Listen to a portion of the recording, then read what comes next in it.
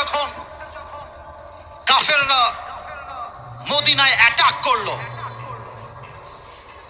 আমর বিন মারহাব এসে বলছে, এই মদিনার মুসলমানেরা, কে তার মায়ের বুকের দুধ পান করেছিস, আয় আমি তার সঙ্গে যুদ্ধ করব, কার বুকের পাটা আছে বেরিয়ে আয়।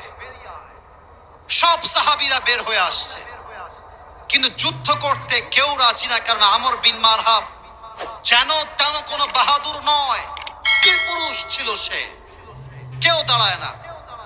এবার এই সবাই ডান হাত দেখেন তো, আমার হাত তুলতে হবে না, আমার ডান হাত দেখেন।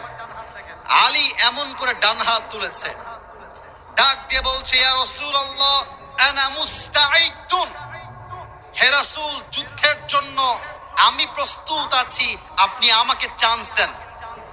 রাসূল ডাক দিয়ে বলছেন, আলী তোমার বয়স মাত্র 23, তুমি বাচ্চা মানুষ, বসো বসো। আমরা মাঝে মাঝে বলি না ছোট মরিচের, আপনারা কি মরে গেছেন না বেঁচে আছেন? ছোট মরিচের এই আলী বসো, তোমাকে দিয়ে হবে না, তুমি খুব বাচ্চা মানুষ, ছোট, বসো। আলী বসে গিয়েছে। আমর বিন মারহাব বলছে, এই বেটারা কে আছিস, দাঁড়িয়ে যা, কে যুদ্ধ করবি দাঁড়িয়ে যা। কেউ দাঁড়ায় না। আবার আলী দাঁড়িয়ে গিয়েছে, ইয়া রাসূলুল্লাহ আমাকে পারমিশন দেন। আবার কে আছিস আয়, আবার নবী আমাকে পারমিশন দেন।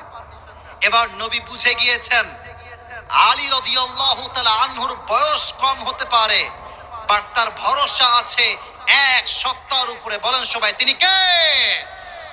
এবার রাসূল বলছেন, আলী আমার কাছে আসো।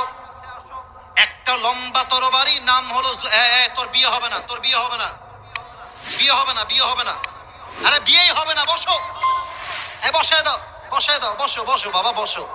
আচ্ছা ভাই, আপনাদের কি গরম খুব বেশি লাগছে? 4টা পর্যন্ত কি ওয়াজ করা যায় না? যায় না, যায় না। আমি জানি সবাই বসে আছে, একজন উঠে গেলেও কষ্ট লাগে, কারণ আপনার চেয়ে কষ্ট আমি বেশি পাচ্ছি।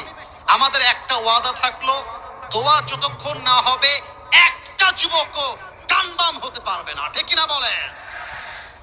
রাসূল বলছেন, আলী যাও, এই নাও তোমার তরবারি, তুমি যুদ্ধে নেমে পড়ো। এবার আমি মাইক থেকে একটু দূরে যাব, কথা যেন বুঝতে সমস্যা না হয়, তাই আমাকে একটু সবাই মনোযোগ দিয়ে দেখবেন। আমর বিন মারহাবের এটা হচ্ছে আমার পাঞ্জাবি, আমার পাঞ্জাবিটা হচ্ছে কাপড়ের তৈরি একটা পোশাক, তাই না ভাই?